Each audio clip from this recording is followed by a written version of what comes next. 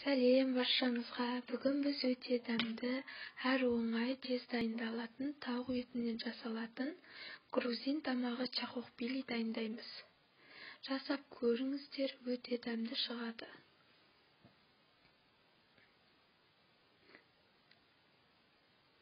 Біз ең алдымен тауықтарымызды бөліктерге бөліп аламыз.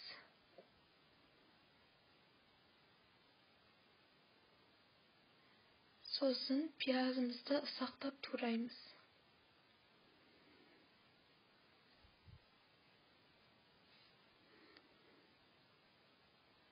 Помидорларымызды бөліктерге бөліп, блендермен езіп аламыз. Егер сіздерде блендер болмаса, помидорды ыстық қайнаған суға 5-10 минутқа қалдырып, қабығын ашып алып, майдалап турап, тамаққа қолдансаңыздар болады.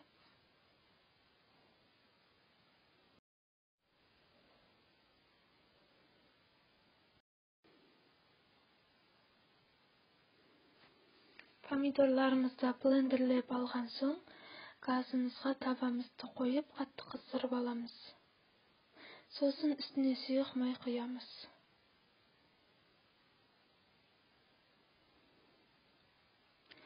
Сұйық майдың үстіне тауықтарымызды бір-бірлеп салып, қызарғанша 15-20 минутқа қалдырамыз.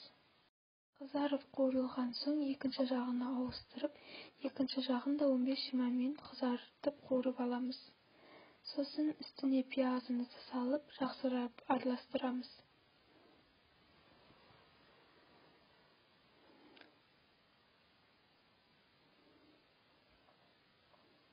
Сосын бетін жауып, 15-20 минутқа қалдырып қуырамыз.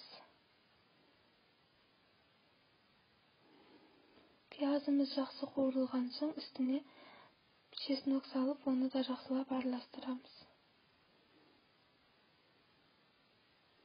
Сосын үстіне тұзымызды, қара бұрышымызды салып, араластырып, бетін жауып 5 минутқа қалдырамыз.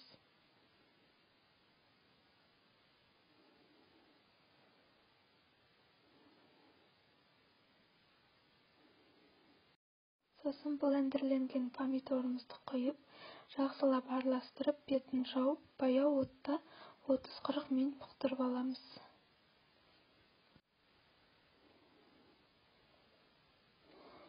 Тамағымыз дайын болғанша біз гарнир пісіріп аламыз. Мен спагеттиден және күріштен гарнир жасадым. Бір кесе күрішімізді жақсылап жуып аламыз. Жуылған күріштің үстіне күріштен сәл асатындай етіп су құямыз. Күрішіміздің үстіне 4-5 ас қасық майымызды құйып, жарты шай қасық тұзымызды салып, жақсылап араластырып, газға қойып пісіріп аламыз. Осымен тамағымыз дайын. Бұл тамақты гарнирмен де, гарнирсіз де беруге болады.